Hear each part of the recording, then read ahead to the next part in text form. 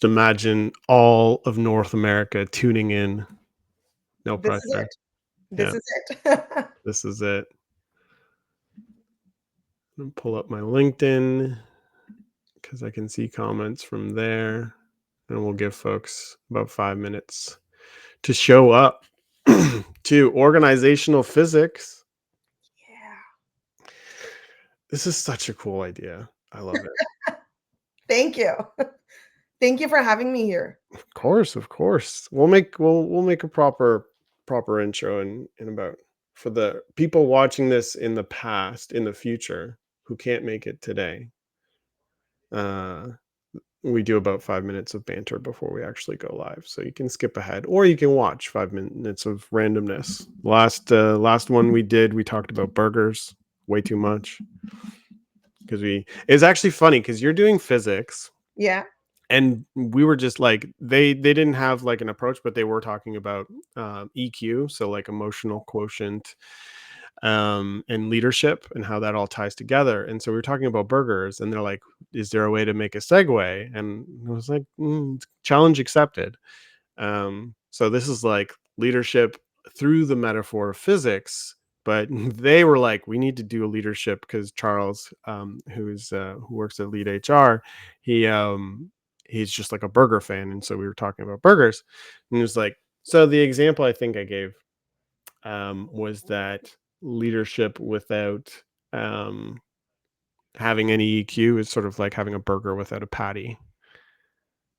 And so I'm excited for this metaphor and effective leadership through physics. How did you come upon this, or is that part of like? Can we do like a little behind the scenes before we get started? Sure. Yeah. Um, you know what? Yeah. First of all, I loved that talk last time around burgers. I love burgers too. So that metaphor fit in nicely. For those of you who in the audience who may have gone through the Cambridge examinations back in high school, I'm dating myself a bit, but we had a choice between choosing statistics or physics as our main kind of areas of interest to study. And there was part one and part two. Part two was advanced. And I remember in part one I was allowed to take physics. It was called mechanics, and I was able to do it. I was not allowed to do part two, and I had to do statistics because there were no teachers who were willing to teach part two, and there wasn't enough students wanting to learn part two. So if you went for your international examination, the exam would be there, but you wouldn't have a teacher or someone guiding you through it. So I am very well aware. I want everyone to know that physics is not something that's very popular, even in the school days. But I'm hoping that the work that I'm doing through using physics as a lens to seeing things around leadership, like productivity, like improving effectiveness of an existing team, will help you look at the benefits of using science in addition to your intuitions and everything else that you have to lead more effectively. And really, I mean, I've loved science and the idea of physics since I was very, very young. My educational background is in engineering, undergrad and master's both. And so physics is just something that's been, I'm going to use the word lovely. It's just lovely to me. I really enjoy it. I enjoy talking about it. I enjoy reading about it. I'm currently reading a little bit around, it's called The Elegant Universe. I'm reading a book, and that's about the universe and the physics that's in it. And I could spend a lot of time talking about physics.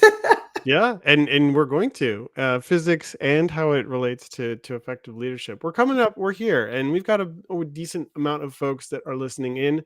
For those of you that are there, can you just punch in just a quick message in the comments, just to make sure we've got that aspect of things working. I'm going to be monitoring your comments so that Rehana doesn't need to. Yeah, let's dive in. We've got a good foundation here. And yeah, without further ado, thank you. You've started something called Knowledge Bridges. This is Rehana. We worked together many moons ago, but not on the same team at all. We would just like cross paths in the lunch. Woohoo! Thanks, Anar. I nice to see your comment there, so it's working.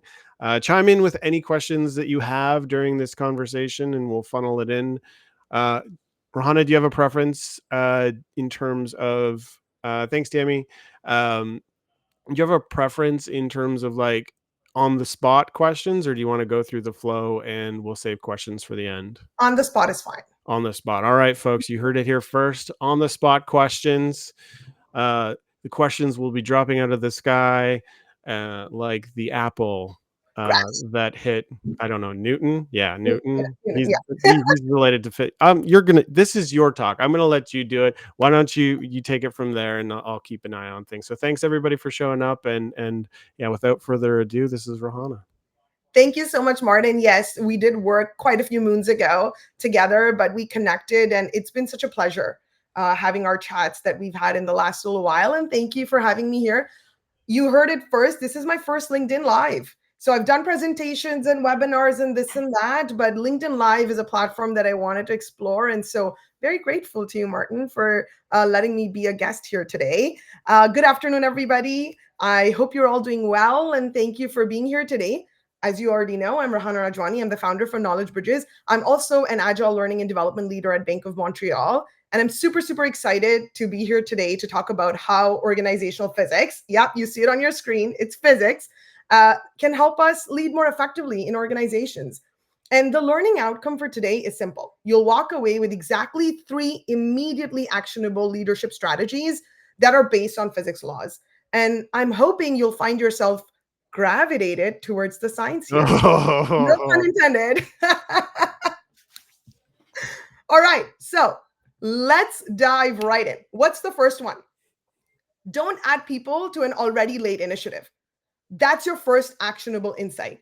How many of you, feel free to post in the comments, are guilty of having either done this or seen a leader do it, and yet we intuitively know it doesn't work all the time?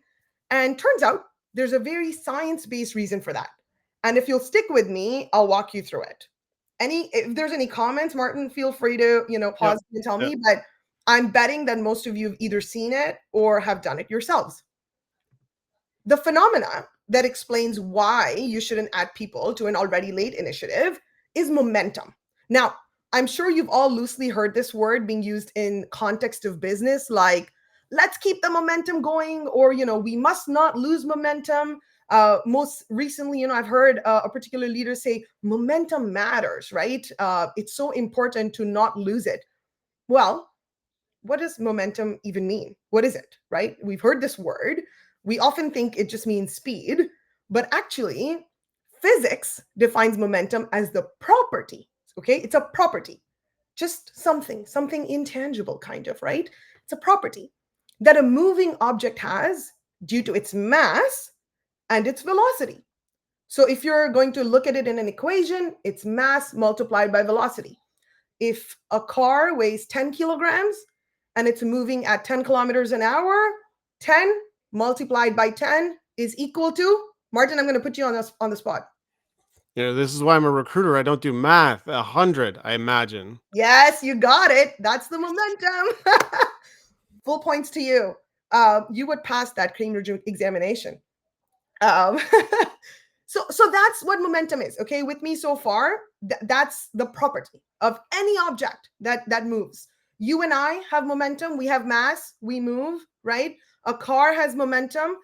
Similarly, a team also has momentum because it has mass, which is the number of people on that team, and it has velocity, which is the amount of work that they finish in a week for a given project. You could substitute that week for a month, a year, whatever you wanted. But the mass component is the number of people on a team. So let's say there's 3 people working on a team. And let's say their velocity is they finish 10 work items in a given week. 3 multiplied by 10. Martin, you're on the spot again. What's their momentum? 30 Good job. You're doing so momentum per well. hour. What? You on 2. So it's a concept that applies to anything that moves and has mass. So we can't really ignore that a team also has momentum, right? And that's why you see it being used in business. Let's keep the momentum going. Oh, someone's on vacation. Let's still keep the momentum going. oh, we're faced with a technological issue. Let's keep the momentum going, right? We don't want to lose this essence, this property that we have of anything that moves. So what if you were to graph this property, right? Momentum. This is what it would look like. The y-axis is your velocity, the amount of work that the team produces in a week. And the x-axis is mass, number of people on a team, right? It's a nice, beautiful curve, and that's momentum. Here's the most powerful law, I would say, one of the most powerful laws of physics. It's the law of conservation of momentum. And what that basically means is total momentum before a change is equal to total momentum after a change. So let's go back to the learning here. Don't add people to an already late initiative. You're running behind on an initiative. What's the change that you make? Any guesses? Martin, should I put you on the spot again?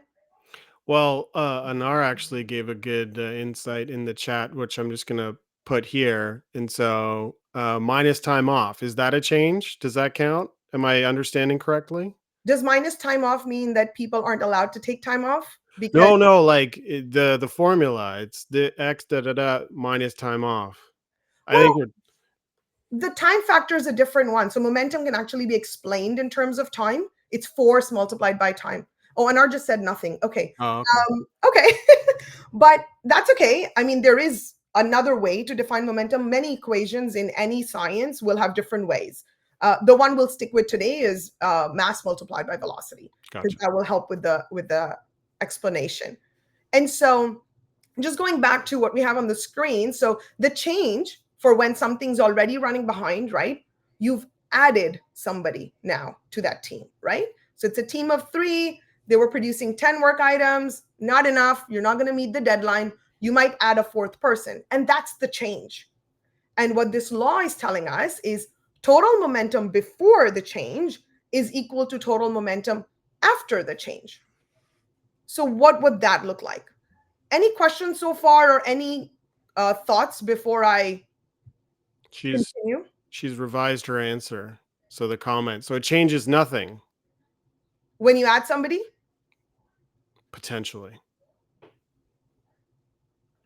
Why don't you tell us, Rohana? actually, The comments are lagging. The momentum on the comments are not the fast velocity is enough not there. to hit our servers in time. So Let's graph it out, okay? We've got this beautiful team of 3 people working along happily. There are 3 people producing 10 items a week. Momentum's 30. Momentum doesn't change when you add somebody, and that means you're still operating on this curve. That's what it means, okay? mm. The curve doesn't change. You basically bring in your superstar performer and they come in to save the day, right? Mm. And then what happens? You're still operating on this curve. Any guesses on what the new velocity is? And this, I get it. It's a little bit tougher. It's not simple like 3 times 10. But any guesses in the audience? And Martin, do you see anything? I mean, You have a guess? I have a theory that it's like 4 times like 7, which would be So 28. you're so close. 7.5. Ah! Yeah, yeah. So it's basically 30 divided by 4 based on the equation we saw earlier. So that team, at least in the short term, if not in the long term, will only produce 7.5 items a week, which is less than 10. So you just slowed your team down by bringing in people. Now we've all seen this happen, right? The new person comes in, interpersonal conflicts. They're going through, perform the forming, storming, norming, performing stages, right? So there's clashes, things aren't really happening, or this new person needs to be brought up to speed. So one of the existing people needs to bring them up to speed and not really focus on the project. We've seen the live examples of this happening. Hmm. Today we've learned it's all based on science, right? It's like if you're trying to defy gravity, right? You're defying science basically. Yeah. And so that's why you see it slow down. Interesting. Now I'm feeling a little bad because I've told you why it doesn't work, but I haven't really given you a solution. So let me offer up a little bit more physics, right? So if momentum is made up of number of people on the team and how much work they're doing in a given week, and adding more people isn't the answer, especially in today's day and age, right? For a lot of leaders, they're trying to look at the economy and trying to get higher productivity with a smaller team. then what's the answer? Let's go back to the law of conservation of momentum. And here's the little bit that I didn't tell you about earlier. The total momentum before a change is equal to total momentum after a change, unless an external force acts on it. And what does that look like? You'll ask me, right? Let me give you a graphical representation before I explain what force is. You can basically push your curve out so that for the same number of people, your velocity becomes 15, your momentum becomes 45, 3 multiplied by 15, and you haven't changed the number of people on the team. Yeah. Just push the curve out with force. Now, I know you're going to tell me that, yeah, but I'm still not maybe sure how to make this happen, right? And we've all seen this, right? We've seen that it's possible to get more productivity out of an existing team. But often when we're under that pressure of a missing timeline or a deadline, we resort to adding more people. And oftentimes that just results in the timeline getting further and further pushed out. Most times it doesn't work. And so here's how I like to talk about this force. Okay, what is this force? Here's a fun acronym for all of you, and Star Wars will never be the same. Force is a fundamentally obvious, realistic change in the environment. Okay? Now, this force can be anything. It can be a tool, technology. AI is a force today. Learning and development is a force today. So let's use this framework for an example for L&D, right? Teams not able to perform the way that they were supposed to, and you've identified that there's a skill gap. You could bring someone in with that skill, or you could also upskill your team, right? So let's say you want to use learning and development to upskill the team. Let's test it with this particular framework. Is it a fundamental change, something that's changing on the cellular level? For the case of L&D, that's literally the case because you're changing brain cells, right? You're getting someone to learn something. So it passes the fundamental test. Okay.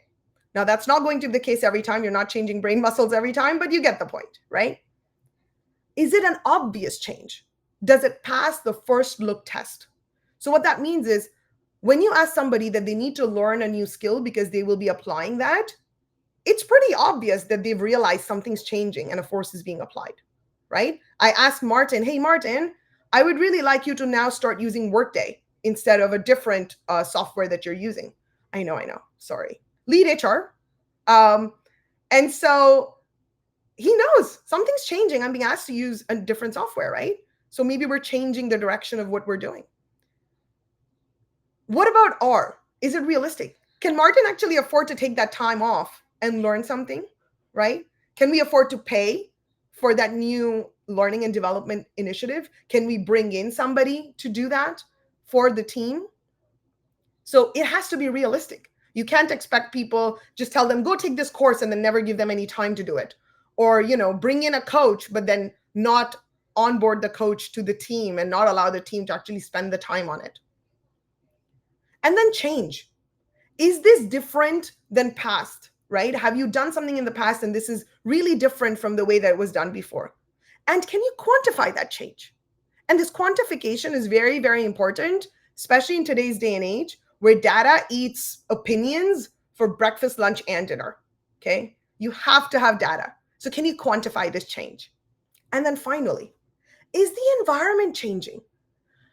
If you've asked the team to learn something, but you don't provide support to them by giving them the time to do it, or bringing in someone who can teach them this new skill, or giving them the opportunity to apply this learning, then you're not really changing the environment and the force fails. So now you know that adding a person to an already failing initiative doesn't work, but force works. And it's on you to decide which force you want to apply and how. We've got an interesting question that kind of funnels into some of this overall, and it's from Pavlina here that I'm sharing. So, but what if the issue is not the quantity of the members or the workforce that you've got? And maybe I would elaborate on that. And Pavlina, feel free to. You've got another comment I'm going to share as well. But my assumption on that might be in terms of like quality of team. Like you've got 4 people one person maybe just not pulling their weight, and that's a whole other dynamic. I'm curious, is there, you know, you don't have to necessarily make a physics reference, but if you can, by all means. But yeah, or maybe you tackle that in the presentation later on. That's a great question. So first of all, just addressing the idea of what if it's not a quantity issue? Hmm. And I think just going back to the premise here, right? It's a initiative that's running behind, and the advice is don't add people to an already late initiative. Doesn't work most of the time. And that's exactly what I'm saying. Most of the time it's not a quantity issue. And I think Mm, let's try to solve for the quantity issue. So you're perfect. being on there, right? The person who made the comment. Yeah. And if you've identified what the quality issue is, then apply the force to fix that quality issue. So going to what you said, Martin, around if someone's not pulling their weight. I was speaking at a conference a couple of months ago, and they brought up this conflict idea, right? Like someone's not performing and the team has this conflict. How do you equate that to frictional force? And that's very true. So you've got a force that's acting in the opposite direction of where the team wants to go. And so how do you address it? And forces are all about, direction and magnitude. So how strong of a force can you apply to overpower this other force? So if you've got someone who's not performing, the force you can apply there, and we'll talk about this. This is the third learning, so I'll give you a sneak peek quickly, but it's feedback, right? Mm. And that mechanism is again based in science, and we'll talk about that a little bit. So you can definitely offer that to that member. And if that doesn't work, then think about how you can either balance the force out or remove the force. And that's again a decision that you as a leader will have to make. Does that So help? yeah, I mean, it helps me and it makes sense. No additional comment from Pavlina there. And if you've got we've got a little bit of a lag, but in terms of we've got one other. This might be a sneak peek, and I know that I'm slowing down the momentum of your presentation, so forgive me. But this you signed up for it. This was a known. This isn't scope creep. We just No. agreed to it. So Nadia has a really interesting comment that might actually be like a sneak preview in terms of like the quantity piece, right? And it ties into the quality. So her comment was adding skill set, not just a number, could be a better approach. And you're nodding your head. So thanks for the comment, Nadia. Um, yeah, I'll let Rahana any comment to that before you move on. No, that's perfectly bang on. That's exactly what we're saying, right? As part of the first force. Don't add people as your first instinct. I think often leaders Mm, resort to that, and they don't even often understand why you're adding this person. How will this help? And so, looking at other avenues, other forces like upskilling, like adding a skill set, like doing learning and development, will help more to actually improve your momentum. Because if you're trying to just conserve your momentum, your velocity will actually go down when you yeah. add people. If I can translate this into like a specific thing for recruiters and something that I took away, because the audience obviously by nature of the community being HR and recruitment and operations folks, one of the weirdest skill sets to have as a recruiter, because it by definition of being a recruiter, we're here to add people to the team. So it's like the ad like if we're using force, like this is the dark side to a certain extent, like adding people slows things down, and that's our job in theory, is to slow things down when people think, oh, we're going to hire this person and we're going to just get there faster. um, and so the interesting piece there is one of the pieces of advice that I got from Mike Betley, who I did a podcast with many moons ago. He kind of learned this at Google, and the lesson was with every hiring manager, when you sit down and the hiring manager says, "I need to hire, X number of people for this thing because we got da da da da da da," he would always push back really, really hard and say like, "But what's the problem you're trying to solve?" And work back from that. And oftentimes maybe it wasn't hire everybody, maybe it's like we actually only need a contractor, or we only need a consultant, or we don't need to hire someone, we need to change the tool. And it's counterintuitive at a large organization to a certain extent, but that kind of speaks to what you're talking about in general. So I figured I'd share that. We're going off the cuff here, but we've got another comment from Jason. I'm just going to share it here. So force is essentially applying more energy to the system, but in the real world, it might not be so different from adding people. Many changes are not free, but changing the angle could be a great choice. He's also said, When you add fuel to a rocket, you also add mass, therefore reducing momentum, but it's not optional. Interesting. But So, can I yeah, add to that? yeah, That yeah, yeah, if you look at that curve, let me go back, right? Let's look at this in reverse, right? You've got the four. Let's say you have four people today, yeah. but are we suggesting maybe that if we went to three, your velocity would be higher? Maybe, right? Reducing people. Hmm. Is that the case all the time? No, because they may not have all the skill sets that you Yeah, need on the team. And maybe the best and optimal place for you to be at is four with 7.5, because that's what you need to keep the momentum at 30, right? yeah. So it's a choice. The thought here really is you have to make that choice consciously, right? Hmm. You couldn't have had the team without the initial three people. So recruiting those people with the right skill set, with the right attitude in mind is important. And then if you are truly going to add the fourth, remember it will slow down your velocity in the short term. So be ready for that change in velocity and understand that over time that may come back. But in the short term, be ready to take that fallback and don't expect instant returns, which often leaders do. Yeah. No, very fair. Back to you, Rahana. Thank you for the No worries. teleportation from the current topic. I don't know. That was like, go ahead. No, this was great. I'm really glad that people are writing comments in because it makes me feel that you're all engaged. So thank you for doing that. And so let's go to the second one. Okay, so the first is don't add people to an already late initiative. And I'm going to caveat that now to say if you're going to do it, be more thoughtful around it, right? The second one is set and communicate clear direction. And I know you may think, yeah, Rahana, we know this, we've heard of this. Of course, everyone should communicate clear direction. But I'm going to tell you, I meet at least a dozen teams a year where they have no clue as to why they're working on the work that they're doing, right? And that's not okay. And let me graph it out for you again. Like, let me draw something for you to understand why that clear direction is so important. Organizations are like this blue circle, right? And people who are working in an organization are like these white little dots. And why are they operating on this circumference instead of inside? It's because they're exposed to the outer world, right? Um, they operate in different directions based on different departments that they may be working in, different things that they're exposed to outside the organization that affects their work, their families, their friends, their social circles, their personalities, right? And so the world is also constantly changing. And I'm assuming most of you have heard the term VUCA, which stands for volatility, uncertainty, complexity, and ambiguity. Oh, Martin, you hadn't heard it? No. Oh, one more acronym for you after force. So VUCA is often used as a term to describe this ever-changing world that we live in. And that means you're constantly changing direction in terms of the work you're doing. But you've got this blue circle. You've got an organization to run. So, how are you going to make sure that everybody who's operating on this circumference is still aligned to your true purpose and mission? That they understand what's your product or service offering and they're providing value to the end customer. How do you do that, right?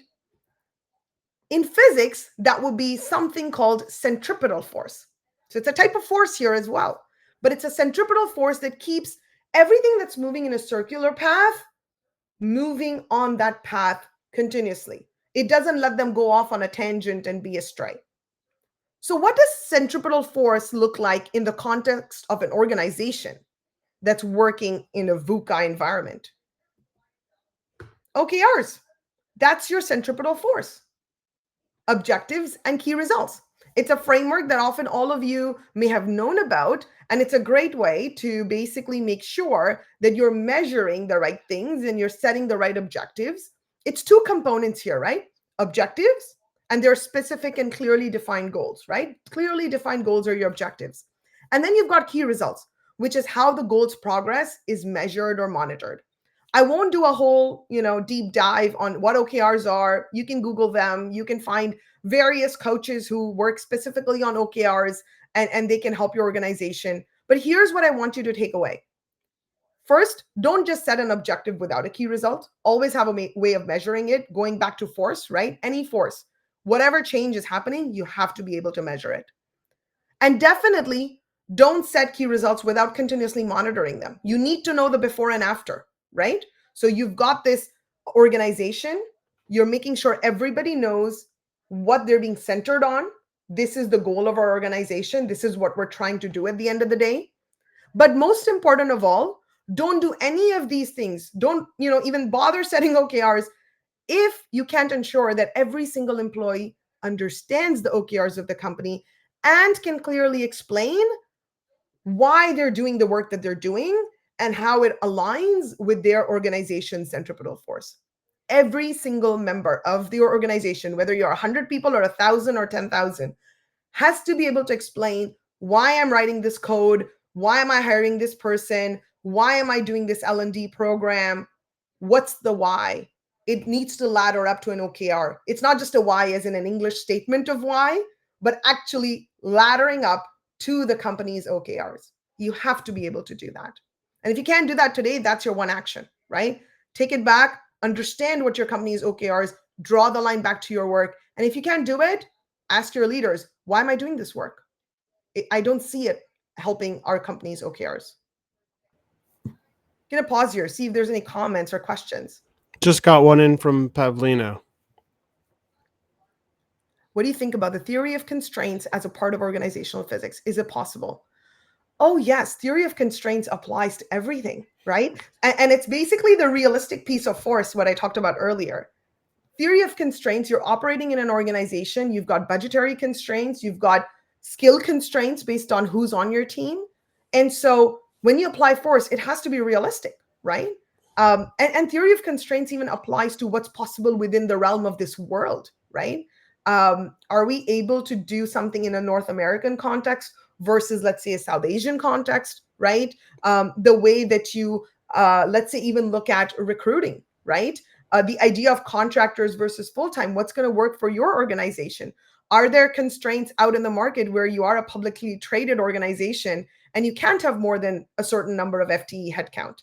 And that means you need to look at contractor mix as a way to, suffice for the skill set in your workforce. So absolutely theory of constraints applies. And, Martin and I've talked about it. We may need future sessions to talk more about different laws of physics and how they apply.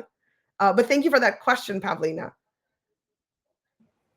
Okay, so one other tidbit that's a bit of a sneak peek that, again, maybe if we do more sessions in the future is OKRs are great. They're the centripetal force. They keep the organization aligned, everybody in the organization aligned. But if you're going to change your OKRs or your direction, you better slow down. I'm not going to talk about how this aligns to physics. That's for another day. But what I will do is use Ministry of Transportation as an example. Their guidelines are, and I'm going to read what's on the slide, slow down before you enter the turn. The sharper the turn, the slower you should go. To keep full control of the vehicle, finish braking. Stop, okay? Finish braking. That means stop before you turn the steering wheel. And I'm going to add to that. The larger your vehicle, and your vehicle is the organization here, the slower you're automatically going to go. So you have to account for that if you do decide to change your direction, and that means you decide to update your OKRs or change that direction of the objective of the organization. Okay, so that's something to just keep in mind. It's just a way to realize that a lot of people, a lot of leaders change directions in the name of agility and then chase speed mindlessly without realizing the context that they're working in. And this is just a reminder for those. Okay. So, speaking of changing directions, it's the perfect segue to our last actionable insight. And just before I go into that, a reminder, the two that we just covered are: one, don't add people to an already late initiative; two, set and communicate clear direction; and slow down if you're going to change direction. And now the final insight that I'm going to leave you with today. Use feedback to update direction. So you absolutely need to slow down when you do it, but you have to use feedback to update direction. This is what feedback loops look like. This is the simplest way to put it, right? Input into the system gives you an output. The output helps you generate some feedback that goes back into the system. It's basically a process, right, in which outputs of a system are completely or partially fed back and used as inputs into the system. This term feedback was actually first used in fields of technology and electrical engineering. And basically, you can replace this purple system with your organization or you. You decide. You're a system in yourself, right? You, one whole person, are a system. In electrical circuits, though, so this is where the physicsy part comes in, there are something called feedback loops with grounding wires. And what that means is to manage unpredictability when voltage changes. Voltage is just a concept. It's basically the amount of current that's going through, let's say, your light bulb, right? Your light bulb has some resistance. Voltage goes through it to provide it with current. And if the voltage is extra, it's drained down into the earth, literally into the ground. And that's why it's called a grounding wire, so that no one gets electrocuted, basically. Okay. It's really to make the system stay stable and keep it safe. And that's why you have to have a feedback loop in your electrical systems. Ecuador Quito, who was faculty at National Polytechnic School, he described the importance of feedback in the context of electrical circuits as feedback is a powerful tool that allows us to design high performance circuits. I'm speaking a few words more loudly because I'll talk about them again. High performance circuits using components with relatively poor and uncertain parameter values. Now, some of those words hopefully ring a bell. So you're designing a circuit, it's got some components with poor and uncertain parameter values, poor and uncertain, VUCA, volatility, uncertainty, ambiguity, right? So you've got these components that aren't really predictable, but you want high performance from your circuit, from your team. And that's why feedback's important. So if your team, your culture, you as an individual don't have a feedback mechanism to update your direction, you're basically defying physics or gravity. I'm just going to say gravity because people just assume gravity is physics, right? So poor and uncertain parameter values exist everywhere. We operate in a world where change is more frequent than it was 5, 10, or 15 years ago. I would even say that the frequency of change is going up every day, whether you're looking at global politics, the weather, or the stock exchange. Volatility is rampant, right? And the way to survive in that environment is by finding ways to incorporate feedback into your system before your next output. Anything, feedback forms, interviews with your clients or peers or coworkers, all of those are ways to get feedback. Lack of feedback is also feedback. Engagement surveys, often in the HR space, right? You're tracking the participation, right? So if your engagement in the engagement survey itself is going down, that itself is feedback. Is a really good illustration of I think I just complimented myself. I didn't mean to do that, but it's a poignant a way of looking at it from an people perspective, I suppose. No, this is interesting. Interesting. Yeah. And feedback is, I know I've heard of, survey fatigue, and you learn that, right? Through the feedback. So maybe the mechanism you're using isn't great. How else can you find a way to understand the sentiment around in the organization, and not just internally? Getting customer feedback individually as a leader. Are you getting feedback from your, 360s, right? Do you understand how you're perceived? Do people understand what their direction is, right? Going back to the second learning, set and communicate clear direction. Are you getting feedback on whether people even understand what their direction is? So with that, we talked about just having feedback. But again, a deeper dive for another day in terms of quality of feedback, but I'll put this Dilbert up here because university days, I'll never forget those. Remember, giving and receiving feedback is an art. Again, right? Just don't forget, feedback is crucial, extremely crucial to making sure that you are able to operate in this VUCA environment. And when you take that feedback, Incorporating it into your system before the next output becomes even more important. When people give feedback, they always have an expectation that it will be taken into account and something will change. That is an inherent expectation that science has shown. So you have to either incorporate it or let them know, thanks for the feedback, not going to be changing anything because of it just yet, right? That communication becomes very, very important. That actually brings us to the end of the session. What did we learn? 3 actionable takeaways. 1, the concept of momentum. Don't add people to an already late initiative. Instead, use force. 2, direction. Set clear direction and slow down when changing direction. And 3, feedback. Use feedback to update direction. And that's it. I would really request all of you to please scan this QR code from your cell phones and take a moment to give me feedback on how you thought this session was, what kinds of things you'd like to learn about more in terms of drawing parallels to physics, and anything and everything around what I could do better for the next LinkedIn Live that we might have. Awesome. Rahana, thank you so much. So we always have a section for questions, and we did an awesome job of folks asking during the presentation. But if folks have, before we dive into people asking you questions, yeah, maybe just we didn't dive into this. So if we could talk about physics and time machines and going back in time and doing things right, maybe we could just have you kind of explain what you're doing with knowledge bridges and yeah, what that feel free to dive into that. Absolutely. Yeah. Knowledge Bridges is basically, I created it for engineering leaders to start with, and then it expanded to leadership in general because good leadership is just leadership.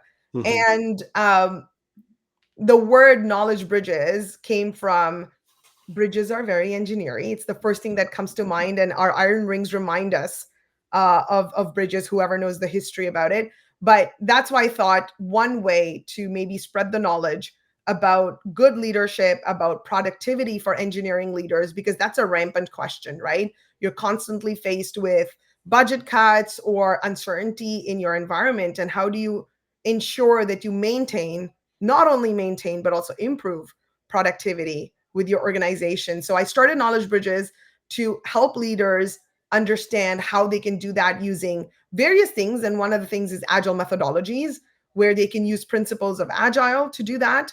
And then there's always this idea of having emotional intelligence. So I'm an EQI certified coach as well.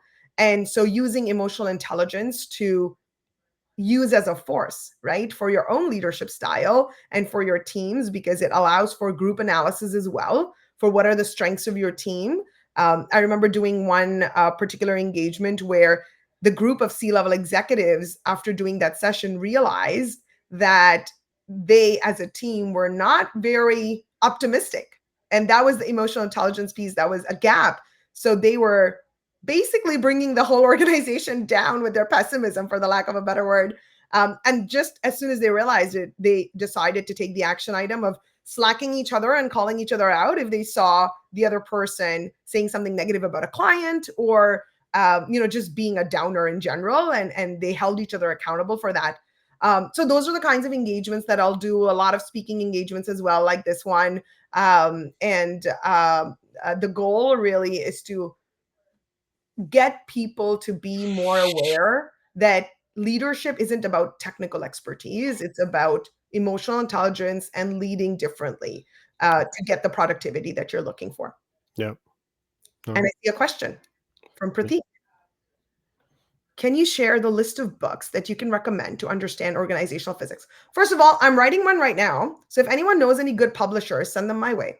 Um, the second one is, there's only one other real book on organizational physics, and it's by Lex Cisney from the US. And that focuses more on scaling organizations.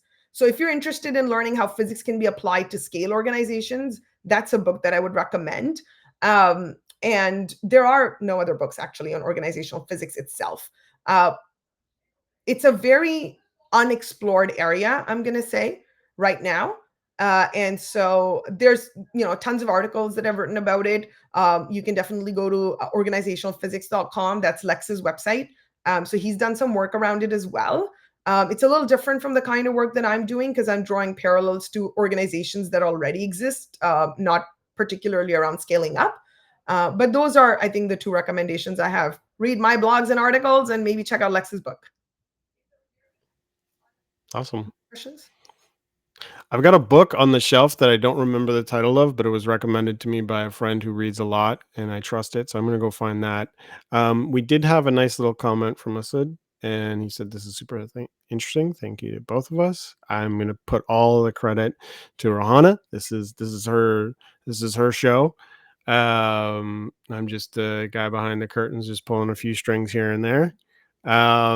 Yeah, no other questions. It seems like we can give folks a little bit of time back in their day. It was I'm gonna go grab the book. Rohan, I don't know if you have any other like closing statements or I anything wanna else. Yes, I wanna just say, first of all, my background is the one of the most popular ways of showing momentum, where balls collide into each other and then go off into their own velocities. So that's why I want to explain my background a little bit. Everything about me is physics. So first of all, thank you, Martin, for having me here. It's been a pleasure. I have really enjoyed myself, and I hope our audience has as well. Um, you can definitely reach out directly on LinkedIn if you have any questions for me. Don't forget to fill out the feedback form. It's super, super important to me. You can only imagine. I mean, come on, I started talking about electrical engineering. It's super important to me that you fill out that feedback form. And I'm looking forward to hopefully more sessions in the future. Awesome. Yeah. And yeah, like we're gonna do it. We'll figure it out. This was awesome, Rahana. Thank you. Though Pratik, this was recommended to me by a good friend, Reinventing Organizations. Rahana, if are you a Kindle person? Are you a digital person? Yeah, a little bit. I've started. Okay, gotcha. I All gave right. up on physical books. Yeah, the physics of physical books, reading in bed before, and just having like I don't want to hold anything that's 5 pounds or anything like that when I'm trying to go to sleep, and just try to find a comfortable way to like yeah. Anyways, no, this has been great. Thank you so much, Rahana. Thanks to everybody that showed up. I won't leave any messages for people. Well, for the folks watching this in the past, I'm Martin. I run the People group, and if you're not in it, you probably should be, especially if you're in HR, recruitment, or operations. You will be able to watch this. No, I got to tell that to people at the beginning of at the beginning of the thing, or actually not even in this thing. So the CTA should be outside of this. Yeah, no, thanks so much, and yeah, we'll see you again. Have a good day. Take Bye. care.